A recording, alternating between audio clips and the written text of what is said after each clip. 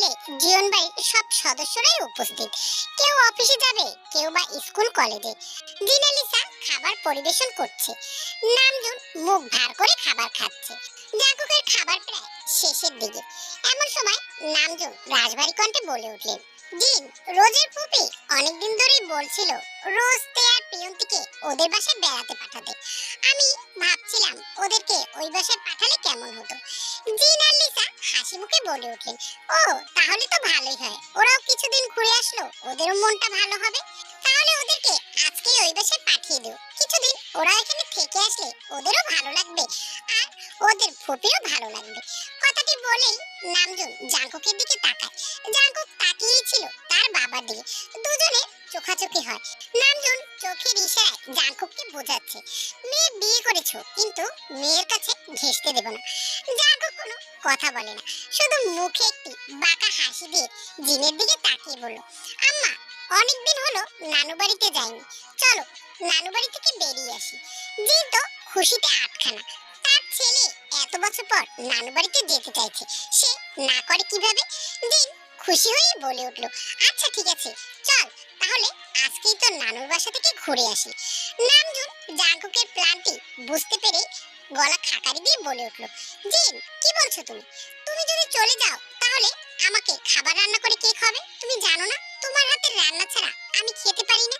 আর রাতে ঘুমানোর সময় মানে মাথা টিপে না দিলে তো আমার ঘুমই আসে না। জিন চোখ দিয়ে নামজনকে শাসিয়ে বলল, পুরো বয়সে কি ভীমরতি হয়েছে? ছেলে মেয়েদের সামনে কি সমস্ত কথা বলছে এই নির্লজ্জ লোক, কিন্তু মুখে কিছুই বললেন না। বোগাম বাপ ছেলের এই লড়াই দেখে মিটিমিটি হাসছে। না না, তোমার যাওয়ার দরকার নেই, ওর যখন এতই যেতে ইচ্ছে করছে ও সুগাকে নিয়ে ঘুরে আসুক না। কি বলছো এসব? জাঙ্কুক মিটিমিটি হাসছে, তারপরে ঠান্ডা কণ্ঠে বলল, তোমার যেমন বউ ছাড়া ঘুম আসে না, মানে মাথা না টিপে দিলে ঘুম আসে না, আমারও তো বউ মাথা না টিপে দিলে ঘুম আসে না। তো গেলে সবাই এক জায়গাতেই যাব, আর না গেলে কেউই যাব না। কথাটি বলেই জাঙ্কুক খাওয়া ছেড়ে উঠে দাঁড়ায়। যাওয়ার আগে বাবা কানের কাছে ফিসফিসিয়ে বলে দেয়, ফর ইউর কাইন্ড ইনফরমেশন বাবা, তোমার সাবালক ছেলে তোমার নাবালিকা মেয়ের সাথে বাসর সেরে ফেলেছে। অতএব এই বিচ্ছেদের চিন্তা ভাবনা মাথা থেকে বাদ দাও আর নাতিপুতির জন্য দোয়া করতে থাকো। খুব বেশি ভুল না হলে এই তো 9-10 মাসের ভিতরে নাতি নাতনির মুখ দেখতে যাচ্ছ। কথাটি বলে বাঁকা হেসে জাঙ্কুক ঘর থেকে বের হয়ে যায়। ছেলের নির্লজ্জ মার্কা কথাবার্তা শুনে নামজন বেশম খেয়ে শ্বাস আটকে দম বন্ধ হয়ে যাওয়ার উপক্রম হলো। সবাই নামজনকে পানি খাওয়াচ্ছে, মাথায় ফু দিচ্ছে। কি নির্লজ্জ ছেলে দেখেছো? বিয়ে করেছে মাত্র একদিন হয়েছে, সে নাকি বউ ছাড়া থাকতে পারবে না, বাপের সাথে পাল্লা দেয়। এই নির্লজ্জ ছেলে আমার হতে পারে না। জিন, এই নির্লজ্জ ছেলে কোথা থেকে আনলে তুমি? কেটে গেছে 2 দিন। এই 2 দিন তে ভার্সিটিতে যায়নি, বাসাতেই ছিল। তে ভার্সিটিতে যায়নি বলে জিমিন আর জেনি দেখা করতে এসেছে তের সাথে। ওরা একসাথে রুমে বসে গল্প করছিল। হঠাৎই সুগা তের রুমের সামনে দিয়ে যেতে যেতে বলল, তে, মোবাইলটা ঘরেই রেখে গেলাম, ফোন বাজলে একটু রিসিভ করিস, আমি গার্ডেন এরিয়াতে হাঁটতে যাচ্ছি। কথাটি বলে সুগা চলে গেল। জিমিন একটু সুযোগ পেল সুগার ঘরে ঢোকার, তাই তো জিমিন তেকে বলে উঠল, তে, আমি একটু পানি খেয়ে আসি। পানি খাবি? পানি তো এখানেই আছে, এখান থেকে খা। না না, আমি একটু ফ্রিজে ঠান্ডা পানি খাবো, তাই নিচে যাচ্ছি। আচ্ছা ঠিক আছে যা, তবে ডাইরেক্ট ঠান্ডা পানি খাস না, তাহলে গলা বসে যাবে। আচ্ছা। কথাটি বলে জিমিন ঘর থেকে বেরিয়ে গেল, কিন্তু ও নিচে পানি খেতে না গিয়ে ঢুকলো সুগার রুমে। সুগার রুম তখন ঢাকাই ছিল, খাটের উপরে মোবাইলটা রাখা ছিল। রুমের ভিতর ঢুকে মোবাইলটা হাতে নিয়ে লক খোলার চেষ্টা করছিল। তখনই সুগা ঘরে ঢুকে দরজা লক করে দিল। দরজা লকের শব্দ শুনে জিমিন মাথা তুলে তাকালো। সুগাকে দেখে দম আটকে আসার উপক্রম, মোবাইলটা হাত থেকে পড়ে গেল ভয়ে। সুগা এগিয়ে এসে জিমিনকে দেয়ালের সাথে চেপে ধরল। চুন্নি কোথাকার, আমার রুমে কি চুরি করতে এসেছিস? এই যে ধলা বিলে, ছাড়েন তো, আপনি আমাকে চুন্নি কেন বলছেন? আপনার ঘরে মোবাইল বাজছিল, তাই আমি মোবাইল ধরতে এসেছিলাম। আমার ঘরে মোবাইল বাজছিল, জানতাম এই কথাটাই তুই বলবি।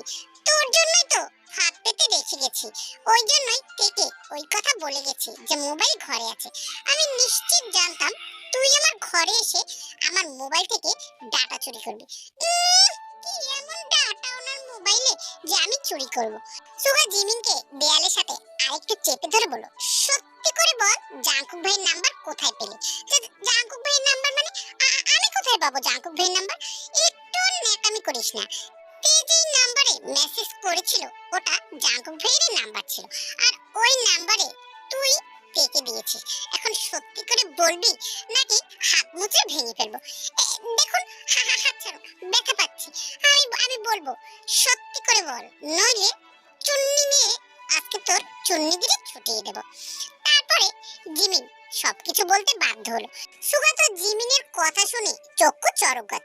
কত বড় চুন্নি আমার ঘরে ঢুকে আমার ঘুমের সুযোগ নিয়ে আমার মোবাইল থেকে নাম্বার চুরি করে নিয়ে গেল। তুই তো আমার ঘুমের সুযোগে কিডনি, ফুসফুসের লিভার সব বিক্রি করে দিতে পারবি। এই যে একদম ধলাবিলের মতো কথা বলেন, এই জন্যই তো আপনাকে ধলাবিলেই বলি। আরে চুন্নি মায়ের বড় গলা, চুরি করে আবার বড় বড় কথা বলছিস? তুই বুঝতে পারছিস জাঙ্কুক ভাইকে যদি আমি এই কথা বলি তাহলে তোর 14 গোষ্ঠী বুলডোজার দিয়ে উড়িয়ে দেবে। জানিস তো আমার ভাই এমপি। জানি তোমার ভাই এমপি, এককালে এমপি হয়ে যেন রাষ্ট্রটা কিনে নিয়েছে। এখন আমার হাত ছাড়ো, না হলে কিন্তু ধর্ষণ কেসে আসামি বানিয়ে দেব। আইছে আমার ধর্ষণ কেসে আসামি বানাতে। আমিও বলবো চুন্নিগিরি করতে আমার রুমে তুই এসেছিস, আমি যাইনি তোর কাছে। এখন ভালোই ভালোই তোর সব অভিশাপ তুলে নি। তোর অভিশাপের জন্য আমার ভবিষ্যৎ এখন ঝুঁকির মুখে আছে। কেন রে ধলাবিলাই, মোবাইল ফোনটা কি তুই চুরি করেছিলি? আমি চুরি করতে যাব কেন?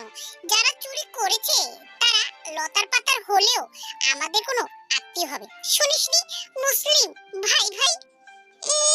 আইছে, ভালো হয় একদম হিজড়া হয়ে যান, তাহলেই ভালো হয়। অভিশাপ আমি তুলবো না। কথাটি বলেই জিমিন সুগাকে ধাক্কা দিয়ে রুম থেকে বেরিয়ে গেল। আর সুগা চেয়ে রইল জিমিনের যাওয়ার পানে। শালির হাঁসের বাচ্চা জানে শুধু প্যাক প্যাক করতে, অভিশাপ দিয়ে আমার জীবনটাকে বরবাদ করতে চাইছে। জাঙ্কুক ভাই তো তেকে দিয়ে তার অভিশাপ ঠিকই কাটিয়ে নেবে। এখন আমি কি করব? কেটে গেছে আরো 3 দিন। আজকে তে কলেজে এসেছে। কলেজে কৃষ্ণচূড়া গাছের নিচে তে আর জেনি বসে গল্প করছিল। এমন সময় মন খারাপ করে জিমিন এসে ওদের পাশে বসলো। জিমিনকে মন খারাপ করতে দেখে তে আর জেনি দুজনেই উদ্বিগ্ন হয়ে জিজ্ঞাসা করলো, কি হয়েছে জিমিন, তোর মন খারাপ কেন? জিমিন হঠাৎ করে হাউমাউ করে কান্না করে জড়িয়ে ধরলো তেকে। কান্নার তোপে কথা বলতে পারছে না। তে উদ্বিগ্ন স্বরে জিজ্ঞাসা করলো, কি হয়েছে জিমিন, বলবি তো? না বললে কিভাবে বুঝবো? তে, আমার বিয়ে ঠিক হয়েছে। বিয়ে ঠিক হয়েছে এই জন্য কান্না করতে হবে? বিয়ে তো সবারই হবে, আমারও হয়েছে, তাই কান্না করতে হবে কেন? আমি এখন বিয়ে করতে চাই না তে। তুই বিয়ে করতে চাস না তো সেটা আঙ্কেলকে বল বুঝিয়ে। বাবা মানবে না, আমি অনেকবার বলেছি ছেলে ডাক্তার, তাই বাবা চাইছে বিয়েটা এক্ষুনি দিতে। তাই জন্য এরকম কান্না করতে হবে? আমরা সিচুয়েশনটা বুঝে হ্যান্ডেল করব। আর ডাক্তার পাত্র, বিয়ে করলে দোষ কি? তুই পড়াশোনার জন্য বিয়ে করতে চাচ্ছিস না, বিয়ের পরেও তো পড়াশোনা হবে। জিমিন এবার আরো কেঁদে আমি তোদের কাছ থেকে একটি কথা লুকিয়েছি। মানে? আমি আসলে ধলা বিলইকে ভালোবাসি। ধলা বিলই? সেটা আবার কি? ধলা বিলই তোর ভাই সুগা। কি? তেজিনি আটকে উঠলো। তারপরে তে খুশিয়ে বলল, এটা তো খুব ভালো কথা রে জিমি, তুই আমার ভাবি হবি। কিন্তু এরকম ভেদা করে কান্না করিস না তো। কিভাবে তোর ভাবি হব? আমার তো বিয়ে ঠিক হয়ে গেছে, 2 দিন পরে বিয়ে। আচ্ছা শোন, কান্না করিস না, আগে বল সুগা ভাই কি জানে যে তুই তাকে ভালোবাসি? না, জানি না। আসলে ওই ধলা বিলেকে আমি কখনো বলিনি, ওকে আমার আগে থেকেই ভালো লাগতো। তোদের বাসায় আসা যাওয়ার সুবিধার্থে আর একই কলেজে পড়ার কারণে তার সাথে তো রোজই দেখা হয়। তাছাড়াও আমি মোবাইলে তাকে স্টক করতাম। স্টক করতে করতে কখন যেন ভালো লাগা থেকে ভালোবেসে ফেলেছি, বুঝতে পারিনি। ভেবেছি আর একটু সময় নিই, তাকে আর একটু ভালো মতো জানি, তারপরেই বলবো। কিন্তু এর আগে আব্বু আমার বিয়ে ঠিক করেছে। এখন কি হবে রে তে আমার? শোন তো, এরকম ফ্যাস ফ্যাস করে কাঁদিস না। একটা একটা ব্যবস্থা করবই। শোন, তুই আগেই কাউকে কিছু বলিস না, যেমনটা হচ্ছে হতে দে, দেখি আমি কি করতে পারি। রাত 12টা। জীবন বাড়ির সমস্ত ঘরে লাইট বন্ধ হয়ে গিয়েছে। জাঙ্কুক বাসায় ফিরেছে একটু আগেই, ফ্রেশ হয়ে তের রুমে গেল। এই কদিন তের রুমে জাঙ্কুক আসেনি। মেয়েটা ছোট, তার ভালোবাসার তো মেয়েটি সহ্য করতে পারবে না, তাই তো কিছুদিন রেস্টের জন্য সময় নিয়েছে। তবে আজ নিজেকে কোনোভাবেই কন্ট্রোল করতে পারছে না, তাই তো নিজের প্রেয়সীর কাছে চলে এসেছে। রুমে এসেই দেখে তে মুখ ভার করে বিছানার উপর বসে আছে। তেকে মুখ ভার করে থাকতে দেখে জাঙ্কুক বাঁকা হেসে বলল, কি ব্যাপার, আমার বউজান কি তার শালিক পাখির জন্য মন খারাপ করছে? তে চোখ তুলে জাঙ্কুকের দিকে তাকায়, কিন্তু কিছুই বলে না। জাঙ্কুক ধীর পায়ে তের কাছে এসে বসে। কি হয়েছে, মন খারাপ কেন আমার বউজানের? তে জাঙ্কুকের গলা জড়িয়ে ধরে বলল, আপনার কাছে একটা জিনিস চাই, দেবেন? আমার বউজান আমার কাছে কিছু চাইবে আর আমি দেব না, তা কি হয়? কি হয়েছে বল? আমার বান্ধবী আছে না, জিমিন, ও না সুগাবাইকে ভালোবাসে। সুগাকে জিমিন ভালোবাসে? তো তোমার মন খারাপ কেন হয়েছে? তুমি চাও না জিমিন তোমার ভাবি হোক? না, বিষয়টা এইটা না, আসলে জিমিনের বিয়ে ঠিক হয়ে গেছে, ছেলে ডাক্তার, তাই ওর পরিবার চাচ্ছে খুব তাড়াতাড়ি ওর বিয়ে দিতে। কিন্তু জিমিন তো সুগা ভাইয়াকে ভালোবাসে, তাই ও খুব কান্নাকাটি করছে। আর সুগা ভাইয়াটাও হয়েছে, জিমিনকে পাত্তাই দেয় না। এখন ও কি করবে?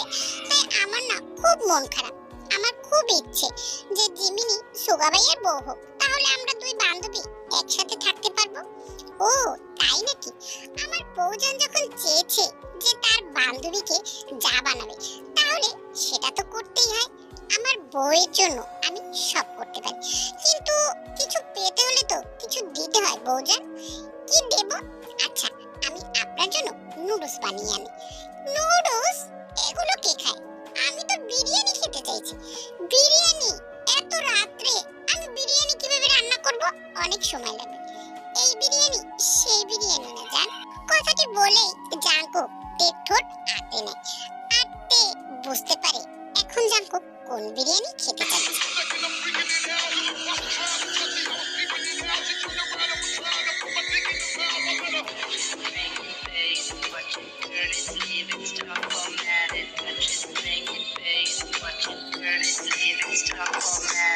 How you don't know how to keep your business clean?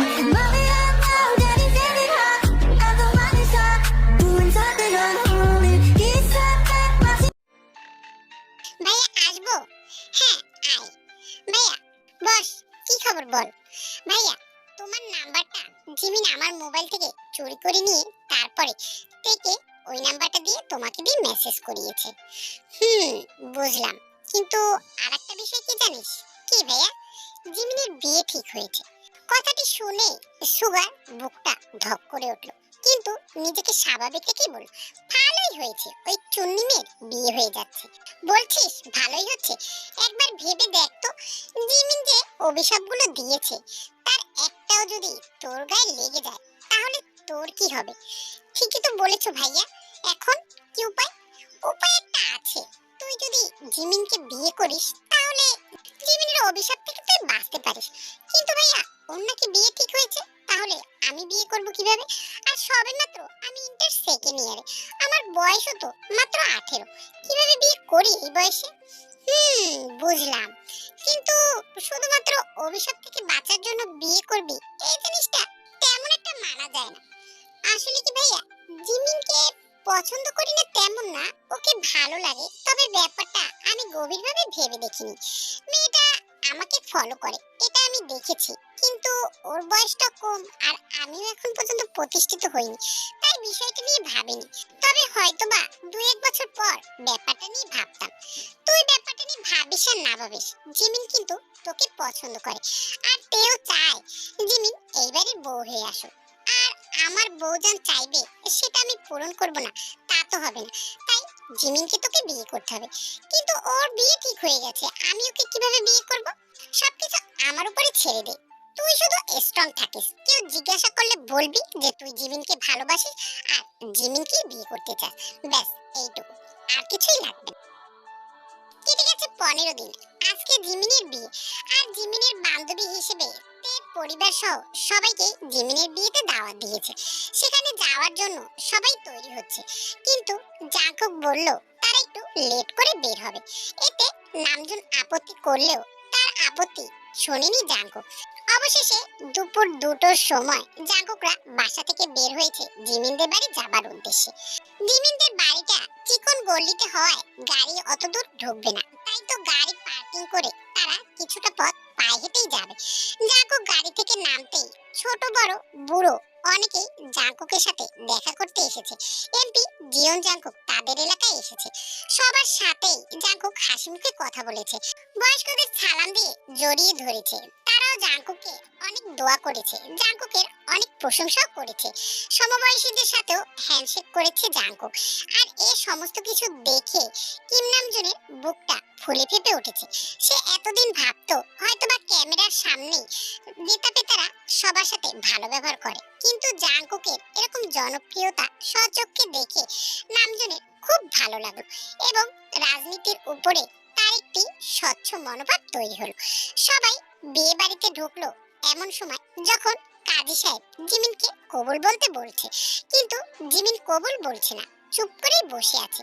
তখনই পিছন থেকে রাজবাড়ি কণ্ঠে জাঙ্কুক বলে উঠল, ওয়েট কাজী সাহেব, এত তাড়া কিসের?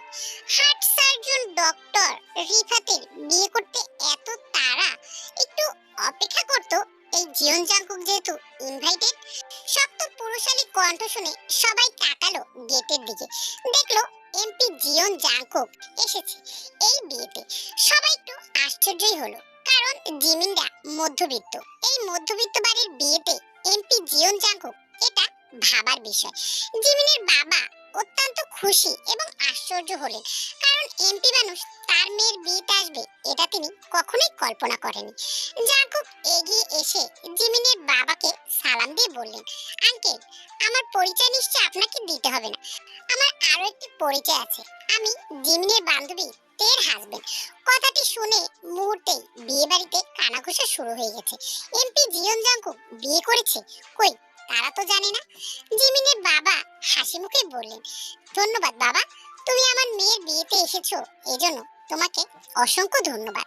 আঙ্কেল, বিয়েতে তো আমাকে আসতেই হতো। আমি বিয়ে খেতে আসিনি, আমি এসেছি অন্য একটি কাজে। জিমিনের বাবার মুখে চিন্তার ছাপ দেখা গেল। কি হয়েছে বাবা? আসলে আপনারা যার সাথে বিয়ে ঠিক করেছেন তার সাথে আমার পার্সোনাল কোনো শত্রুতা নেই, কিন্তু জিমিনকে আমার ছোট ভাই পছন্দ করে, তাই ছোট ভাইয়ের বউ অন্য জায়গায় বিয়ে হবে সেটা তো আমি মেনে নেব না। কি বলছো বাবা? আমার পরিবারের সম্মানের বিষয়, তোমরা আগে জানালে বিষয়টা এভাবে হতো না, কিন্তু এখনই হবে। আঙ্কেল, আমি আসলে চাইছিলাম বিষয়টা এই পর্যন্তই গড়া, কারণ আপনার হবু বর ডক্টরের পাশাপাশি আরো অনেক গুণের অধিকারী, যা সবার সামনে ফাঁস করার জন্য আমায় এতদিন অপেক্ষা করতেই হলো। না হলে বিয়ের ব্যাপারে তো আমি আরো আগেই কথা বলতে পারতাম। কথাটি শুনে রিফাত তাকালো জাঙ্কুকের দিকে। জাঙ্কুককে রিফাত এমপি হিসেবে চেনে, কিন্তু তাদের তো কোনো পার্সোনালি শত্রুতা নেই। কিন্তু কি এমন বলছে? তখনই কিছু পুলিশ এসে রিফাতের সামনে দাঁড়িয়ে বলে, you are under arrest doctor Rifat. বিয়ে বাড়িতে মুহূর্তে কানাঘুষা শুরু হয়ে যায়। রিফাত ভয়ে চুপসে আছে। মানুষের বিভিন্ন অঙ্গ প্রত্যঙ্গ বিদেশে পাচার করার অভিযোগ আছে আমাদের কাছে, এবং আমরা কিছু প্রমাণও পেয়েছি, তাই আপনাকে আমাদের সাথে যেতে হবে। কথাটি শুনে রিফাত পালাতে নিলে পুলিশরা তাকে ধরে তাদের সাথে নিয়ে যায়। মুহূর্তে বিয়ে বাড়িতে বিভিন্ন ধরনের কথাবার্তা ছড়িয়ে পড়ে। সবাই জাঙ্কুকের জয়ধ্বনি পড়ছে। এমপি জিয়ন জাঙ্কুক না থাকলে আজকে জিমিনের জীবনটা শেষ হয়ে যেত। জিমিনের বাবাও জাঙ্কুকের প্রতি অনেক কৃতজ্ঞ হন। এই সমস্ত ব্যাপার চোখের সামনে দেখে নামজুনের গর্বে বুক ভরে যায়। যে ছেলে রাজনীতি নিয়ে তার এতদিন আক্ষেপ ছিল, আজকে মনে হচ্ছে তার ছেলে রাজনীতি করে ভালোই করছে। নামজুনের মুখে হাসি দেখে জাঙ্কুক তৃপ্তির হাসি হেসে জিমিনের বাবার হাত ধরে বলল, আঙ্কেল, আপনারা তো সব সময় ভাবেন ডাক্তার, ইঞ্জিনিয়ার পাত্র ভালো, মেয়েদেরকে তাদের হাতেই তুলে দিতে চান। আসলে প্রত্যেক পেশার মধ্যেই ভালো খারাপ আছে, কিন্তু আমরা সব সময় রাজনীতির মানুষকে খারাপ ভাবে, আর ডাক্তার ইঞ্জিনিয়ারদের ভালোভাবে, কিন্তু বিষয়টা এমন না। কথাটি যে জাংকুক নামজুনকে খোঁচা মেরে বলেছে তা নামজুন ঠিকই বুঝতে পারছে, কিন্তু আজকে আর ছেলের প্রতি তার রাগ হচ্ছে না। আজকে তার খুব ভালো লাগছে ছেলের কথা। এরপরে জাংকুক জিমিনের বাবার হাত ধরে আবারও বলতে লাগলো, আঙ্কেল, আসলে আমার ছোট ভাই সুগা জিমিনকে পছন্দ করে। আমার মনে হয় জিমিনও সুগাকে পছন্দ করে, কিন্তু সুগা যেহেতু এখনো ইন্টার পরীক্ষা দেয়নি আর জিমিনও ছোট, তাই আমরা চাই ওরা ওদের মতো পড়াশোনা করতে থাক। তারপরে ওরা প্রাপ্তবয়স্ক হলে আমরা ওদেরকে বিয়ে দেব। এর মাঝে আপনি আর জিমিনের জন্য কোনো সম্বন্ধ দেখেন না। আর আশা করি এমপি জিয়ন জাংকুকের ভাইয়ের সাথে আপনার মেয়ের বিয়ে দিতে আপনার কোনো আপত্তি নেই। এই কথাগুলো আসলে বাবাই আপনাকে বলতে এসেছে, কিন্তু আমি আসলে মাঝখান থেকে কথাগুলো বললাম, তাই বিষয়টা ক্ষমা সুন্দর দৃষ্টিতে দেখবেন। নামজন জাংকুকের কথা শুনে বেশম খাওয়ার উপক্রম। বলে কি এই ছেলে তলে তলে সব প্ল্যান করে এখন তার ঘাড়েই চাপিয়ে দিচ্ছে। জাংকুক চোখ দিয়ে ইশারা করলো নামজনকে কিছু বলতে। নামজন মিষ্টি হেসে জিমিনের বাবার হাত ধরে বললেন, ভাইজান, জাংকুক যা বললো আসলে বিষয়টা তেমনই। আমরা একদিন দিন তারিখ ঠিক করে ওদের এনগেজমেন্ট করিয়ে রাখি, তারপরে না হয় ওরা প্রাপ্তবয়স্ক হলে বিয়ে দেব। আর আমাদের বাড়িতে কিছুদিন পরেই একটি এনগেজমেন্টের অনুষ্ঠান আছে, সেখানেই আমরা চাচ্ছি জাংকুকের ঘরোয়াভাবে বিয়ের অনুষ্ঠানটি করতে। আর ওই দিনই যদি জিমিনার সুগা আর আমার মেয়ে রোজার ইয়োনোর এনগেজমেন্টটা করিয়ে রাখি, তাহলে খুব ভালো হতো। জিমিনের বাবা মুখে হাসি ঝুলিয়ে বললেন, আজকে জাংকুক বাবার জন্য আমার মেয়ের জীবনটা বেঁচে গেল। আর এমপি জিয়ন জাংকুকের ভাইয়ের সাথে আমার মেয়ের বিয়ে, এটা আমি না করব সেই সাহস কি আমার আছে? আল্লাহ যা করে ভালোর জন্যই করে। আপনারা আমাদের বাড়িতে এসেছেন, অবশ্যই খাওয়া দাওয়া না করে যাবেন না ভাই সাহেব। অবশ্যই খাওয়া দাওয়া আসা যাওয়া তো চলতেই থাকবে। আপনারাও একদিন আমাদের বাড়িতে আসুন, তাহলে আমরা ওই দিনকার ওদের এনগেজমেন্টে দিন তারিখ ঠিক করতে পারবো। আচ্ছা ঠিক আছে। এদিকে তে আর জিমিন তো খুব খুশি। জিমিন তার ভালোবাসার মানুষকে নিজের করে পাচ্ছে, আর তে তার বান্ধবীকে তার যা বানাতে পেরে অনেক খুশি। দুজনের হাসি মুখের দিকে জাংকুক আর সুগা তাকিয়ে আছে এক দৃষ্টিতে। সুগার মনে আজকে অন্যরকম অনুভূতির সৃষ্টি হয়েছে। কই, এতদিন তো জিমিনকে দেখলে এরকম অনুভূতি ফিল হয়নি, তবে আজকেই কেন? আজকে যেন মনে হয় জিমিনকে একটু বেশি ভালো লাগছে তার। সবাই খাওয়া দাওয়া শেষ করে জিমিনদের বাড়ি থেকে নিজেদের বাসার উদ্দেশ্যে রওনা দিল, কিন্তু জাংকুক তাদের সাথে গেল না। জাংকুকের একটু কাজ আছে, তাই জাংকুক আর জেহো তারা তাদের পার্টি অফিসে গিয়েছে। রাত 9টা বাজে। বসার ঘরে নামজুন আর বোগাম বসে কিছু কথা বলছিল, তখনই জাংকুক ঘরে ঢোকে। আজকে সে একটু তাড়াতাড়ি বাসায় চলে এসেছে। সারাদিনের ধকলে শরীরটা আর নিচ্ছে না, তাই তাড়াতাড়ি বাসায় ফেরা। জাংকুক ঘরে ঢুকে সোজাসুজি নামজুনের সামনে গিয়ে বসে, তারপরে নামজুনকে উদ্দেশ্য করে বলল, ধন্যবাদ বাবা। নামজুন জাংকুকের দিকে তাকিয়ে আশ্চর্য হয়। বাবা? এই 10 বছর পর জাংকুক তাকে বাবা বলে ডাকলো। নামজুনের চোখ ছলছল হয়ে উঠল, তারপর মুখে গাম্ভীর্য ভাব রেখে বলল, কেন, কি আবার করেছি যে জন্য তুমি আমাকে ধন্যবাদ দিচ্ছ? ধন্যবাদ আমার বিয়েটা ওদের এনগেজমেন্টের দিন ঠিক করার জন্য। সুগার বিষয়টা এত সহজে মেনে নেওয়ার জন্য ধন্যবাদ। আর পরিশেষে বিয়ে বাড়িতে সিনক্রেট না করার জন্য ধন্যবাদ। কি, আমি কি সব জায়গায় সিনক্রেট করি? আমার কি কপাল, দুটো ছেলে হয়েছে। ভেবেছিলাম দেখে শুনে পছন্দ করে বিয়ে দেব, না, একজনে করেছে ফোর্স ম্যারেজ আর আরেকজনে করেছে লাভ ম্যারেজ। এখন ভালোই ভালোই মতো মান সম্মান নিয়ে মেয়ের বিয়েটা দিতে পারলেই বাঁচি বাবা। জাগক সোফা ছেড়ে উঠে দাঁড়িয়ে নিজের রুমের দিকে যেতে যেতে বলল, জীবনেও ভালো হবে না, খোঁচা মেরে কথা বলার স্বভাব গেল না। তোমার সাথে দেখছি ভালোভাবে দুটো কথাও বলা যাবে না। কথাটি বলেই জাংকুক নিজের রুমে চলে গেল। এদিকে নামজুন কটমট দৃষ্টিতে তাকিয়ে আবার ঠিক করে হেসে দিল। ছেলেকে জ্বালাতে তার খুব বেশি ভালোই লাগে। এরপরে উচ্চস্বরে বলে উঠল, হ্যাঁ হ্যাঁ, এখন তো ভালো হবই না, চুরি করে সবকিছু করতে এখন লাইসেন্স দিচ্ছি, তাই তো আমি ভালো না। জাংকুক মুচকি হেসে তার রুমের দিকে চলে গেল। বোগাম চেয়ে রইল বাপ ছেলের এই কাহিনীর দিক। জাংকুক নিজের রুমে যাওয়ার আগে একবার তের রুমে উকি দিল। দেখলো তে খাটের উপরে শুয়ে শুয়ে মোবাইল স্ক্রল করছে। জামাটা এলোমেলো হয়ে আছে। তের মেয়েদিন ফর্সা পেয়ে জাঙ্কুকের চোখের সামনে দৃশ্যমান। প্লাজোটাও উঠে আছে হাঁটুর একটু উপরে।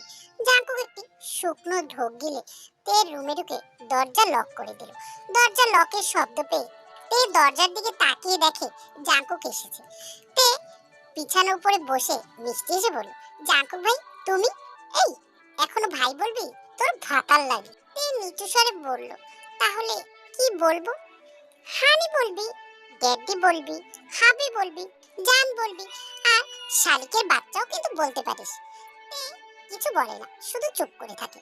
তো আমার বউজান কি খুশি হয়েছে তার বান্ধবীকে তার যা বানিয়েছে এই জন্য? আমি খুব খুশি হয়েছি। কিন্তু তুমি এত কিছু কিভাবে করলে? আমি এত কিছু কিভাবে করছি তা তোমার না জানলেও চলবে, কিন্তু আমি যে তোমার এত বড় উপকার করলাম, এখন আমাকে তুমি কি দেবে? তুমি কি চাও? আমি তো শুধু তোমাকে চাই জান।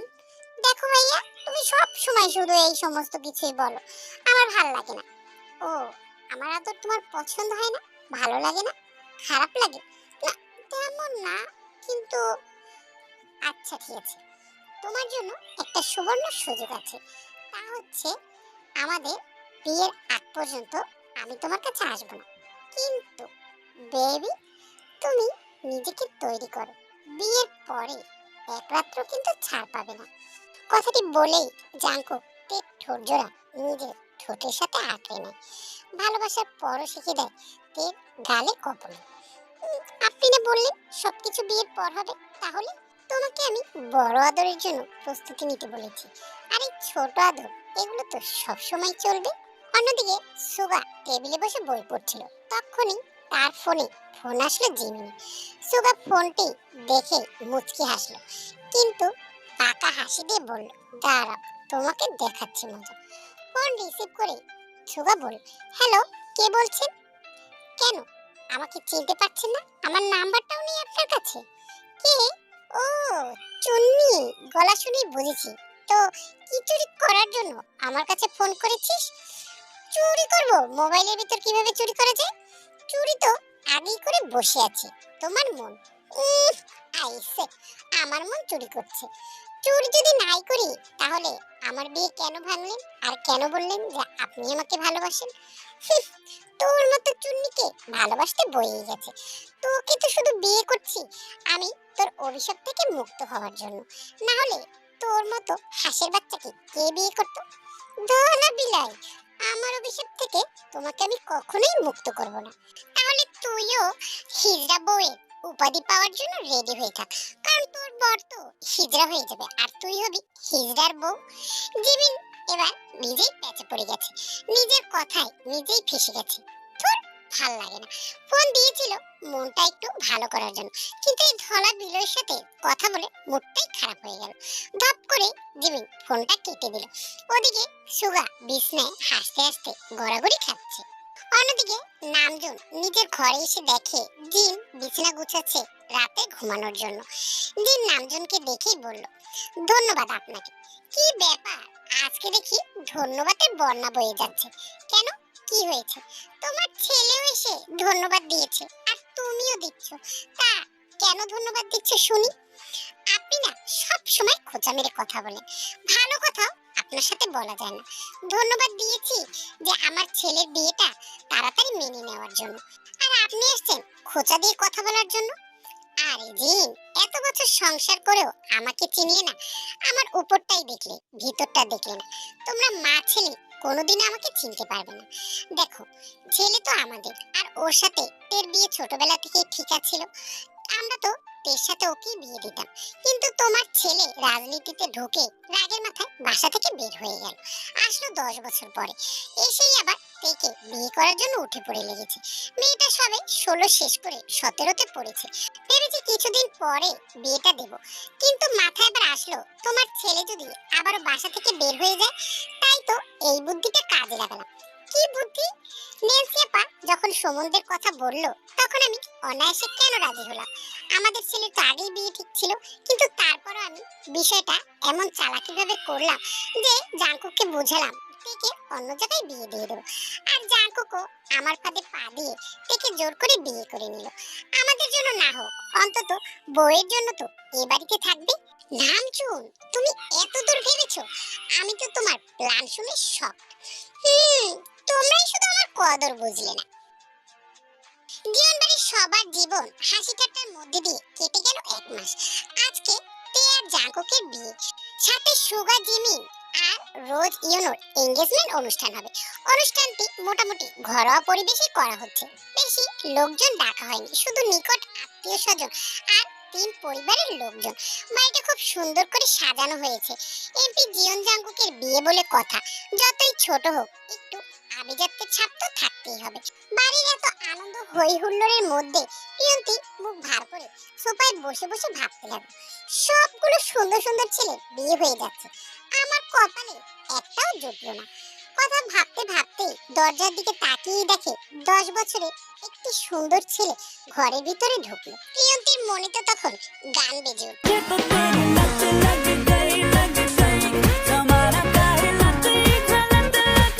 ছেলেটির পিছন পিছন জিমিনদের বাড়ির সব লোক সহ জিমিন ঘরের ভিতর প্রবেশ করলো। ছেলেটি হলো জিমিনের ছোট ভাই। ছেলেটিকে দেখে প্রিয়ন্তীর মনে তো যেন লাড্ডু ফুটছে। সব সুন্দর ছেলেদের বিয়ে হয়ে যাচ্ছে, কিন্তু এই ছেলেকে হাতছাড়া করবে না কিছুতেই। মিশন কমপ্লিট করতেই হবে, ছেলেটিকে পটাতেই হবে। অবশেষে হাসি আনন্দের মধ্যে দিয়ে ইয়োনো রোজে আর সুগা জিমিনের এঙ্গেজমেন্ট অনুষ্ঠানটি শেষ হয়ে গেল। তে আর জাঙ্কুকের বিয়ে তো আগেই সম্পন্ন হয়েছে, কিন্তু আত্মীয় স্বজনরা জানতো না বলে আবারও তাদেরকে বিয়ে দেওয়া হয়। অনুষ্ঠান শেষে খাওয়া দাওয়ার পর্ব শেষ করে বড়রা ড্রয়িং রুমে বসে গল্প করছে, আর নতুন কাপড়রা সবাই ছাদে চলে গেল। সেখানে রয়েছে তে, জাঙ্কুক, সুগা জিমিন, ইয়োনো রোজ, জেনি জেহো আর প্রিয়ন্তী আর জিমিনের ছোট ভাই। এক একজনের কাপড়দের সাথে কথা বলছে, শুধু জেহো আর জেনি চুপ করে সবাইকে দেখছে। জেহো আফসোসে সরে বলল, কি দিনকাল আসলো রে, সবাই বিয়ে করে যার যার পার্টনার খুঁজে নিয়েছে, আমি একলা এই অধম সিঙ্গেল হয়ে পড়ে রইলাম। বস, এবার তো এই অধমের দিকে একটু নজর দেন, আপনি তো বিয়ে করে বাসরও সেরে ফেলছে, আর আমার কপালে আজ পর্যন্ত একটি মাছিও জুটলো না। তখনই সুগা হাসি হাসি মুখ করে বলল, জেও ভাই, যদি অভিশাপ থেকে বাঁচতে চান তাহলে জেনিকে বিয়ে করে ফেলুন। ও যে অভিশাপ দিয়েছে, আপনার ভবিষ্যৎ তো ছাগলে মুড়িয়ে খাবে যদি অভিশাপ না কাটা। কি একটাই মাত্র ভবিষ্যৎ আমার, যা আমার বউয়ের জন্য আঁকড়ে ধরে রেখেছি, তাও যদি ছাগলে খেয়ে নেয় তাহলে আমি কি করব? কাদো কাদো মুখ করে বলল জেহো। জেহোপের কথায় আড্ডায় হাসির রোল পড়ে গেল। তখনই তে বলে উঠল, ঠিকই বলেছে সুগা ভাইয়া। জেহো ভাইয়া, আপনি জেনিকে বিয়ে করে ফেলুন। আমাদের দুই বান্ধবী যখন জামাই হয়েই গেল, জেনি একা কেন সিঙ্গেল থাকবে? আপনি ওকে বিয়ে করে নিন, ওরও জামাই হয়ে যাবে। তখন যে লজ্জা পাবার ভঙ্গিতে বলল, যদি থাকে জেনি রাজি তাহলে এক্ষুনি দেখো কাজী।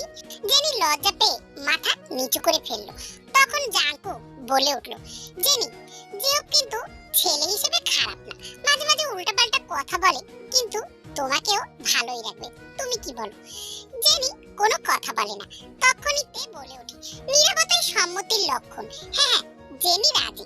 হাসির রোল পড়ে যায় আড্ডায়। এই হাসির মাঝেই প্রিয়ন্তী বলে ওঠে, কাজী ডাকলে আমার আর পরকের বিয়েটাও দিয়ে দিও, আমরাই বা কেন সিঙ্গেল হয়ে ঘুরবো? প্রিয়ন্তীর কথা শুনে সবাই হা করে তাকিয়ে থাকে। বলে কি মেয়ে 7 বছরে বিয়ে করে নেবে? ফুলে সজ্জিত খাটে ঘোমটা মাথায় দিয়ে তে বসে আছে জাঙ্কুকের রুমে। জাঙ্কুকের রুমে খুব সুন্দর করে বাসর ঘর সাজানো হয়েছে। ঘন্টাখানেক আগে তেকে বসিয়ে দিয়ে গেছে। তে এখন অসহ্য, এই লোকটা এখনো কেন আসছে না? হঠাৎই দরজা খোলার শব্দে তের বুকটা ঢুক করে উঠলো। হয়তো জাঙ্কুক চলে এসেছে। জাঙ্কুক দরজা বন্ধ করে ধীর পায়ে তের কাছে এগিয়ে আসে। তের সামনে বসে তের ঘোমটাটি সরিয়ে নিঃশব্দ কণ্ঠে জাঙ্কুক বলে ওঠে, বৌজান, আর ইউ রেডি? তে কি বলবে সে বুঝতে পারল না। তের নিঃশ্বাস ভারী হয়ে উঠল। জাঙ্কুক ফুল ছড়ানো বিছনায় শুয়ে দিল তেকে। তেকে শুয়ে দিতে জাঙ্কুক ছুটতে তে বাম হাতে তার কাঁধ চেপে ধরলো। তারপর মাথা উঁচিয়ে নিজের অধর জোড়া পড়ে দিল জাঙ্কুকের অধরে। আলতোভাবে ছোট ছোট কামড় বসিয়ে দিল তে। ধীরে ধীরে দুজনে কামড় বসালো দুজনের ওষ্ঠে। জাঙ্কুক নিজের শরীরের সম্পূর্ণ ভার দিল তের উপরে। সন্তর্পণে অধর থেকে তের গলায় নামলো সে। ছোট ছোট চুমুতে ভিজিয়ে তুলল তের সমস্ত শরীর। জাঙ্কুকের মাথার ছোঁয়াতে কম্পন জাগলো তের শরীরে। কানের কাছে কামড় বসালো জাঙ্কুক। তের নখ দিয়ে আঁচড় কাটলো জাঙ্কুকের প্রশস্ত পিঠ জুড়ে। ততক্ষণে তের বুকের ওপর থেকে শাড়ির আঁচল সরে গেছে। পেয়ারসিখানার ঠাই হলো মেঝেতে। লজ্জায় আড়ষ্ট হলো তে। অনুভূতিতে চোখ খিচে বন্ধ করে নেয় তে। কম্পিত কণ্ঠে শুধালো, জাঙ্কুক প্লিজ আস্তে। জাঙ্কুক মোহচ্ছন্ন ন্যায় আওড়ালো, না বৌজান, আজকে তো আমার ঝড়ের তাণ্ডব তোমাকে সহ্য করতেই হবে। একটু সহ্য করে নাও, নেক্সট টাইম স্লো হবে, প্রমিস। তে শক্ত হাতে খামচে ধরলো জাঙ্কুকের শুভ্র পিঠ। তবু একটু অমনোযোগী হলো না জাঙ্কুক। ফের তে কাঁদো কাঁদো স্বরে বলল, আমি সহ্য করতে পারছি না। After 14 minutes I stop. ততক্ষণ পর্যন্ত একটু চিৎকার কর, রেসপন্স করো জান। জাঙ্কুক তের মাথার উপরে দুহাত শক্ত করে চেপে ধরে মুখ ডুবালো তের মেধিন উদরে। তারপরে ঘোর লাগা কণ্ঠে বলে উঠল, এতদিন তুমি আমার সফট রোমান্স দেখেছো জান, আজকে দেখবে dark romance. So ready baby. রাত বাড়ার সাথে সাথে বাড়ে জাঙ্কুকের অবাধ্য ছোঁয়ারা। ভদ্র আর রকচটা পুরুষটা হয়ে উঠেছে রহস্যময় ভালোবাসার ফোয়ারা। তের শরীর জুড়ে জাঙ্কুকের অনুভূতিরা ঠিকরে পড়লো ভালোবাসার ছোঁয়া হয়ে। অবদ্ধ আর প্রশস্ত শরীরে জাঙ্কুক আদরে আদরে জর্জরিত করে দেয় তের কোমল শরীরখানা। লজ্জা আর অদ্ভুত অনুভূতিতে লাল নীল হয়ে ওঠে তের তনুমন। দুজনেই ডুব দেয় অতল প্রেমের সমুদ্রে। যেই সাগর পাড়ি দেওয়ার সঙ্গী প্রিয় মানুষ হলে জান্নাত দেখায়, আর অপ্রিয় হলে জাহান্নাম।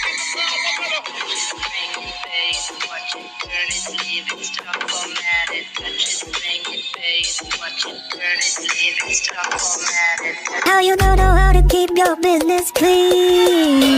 Mommy, I'm out, daddy's every hot. I'm the one who's hot, doing something unholy. He's so butterfly, এরই মধ্যে দিয়ে আমাদের এমপির বৌজান গল্পটি শেষ হয়। তোমরা যদি গল্পটির সিজন 2 চাও তাহলে অবশ্যই 1000 লাইক কমপ্লিট করো।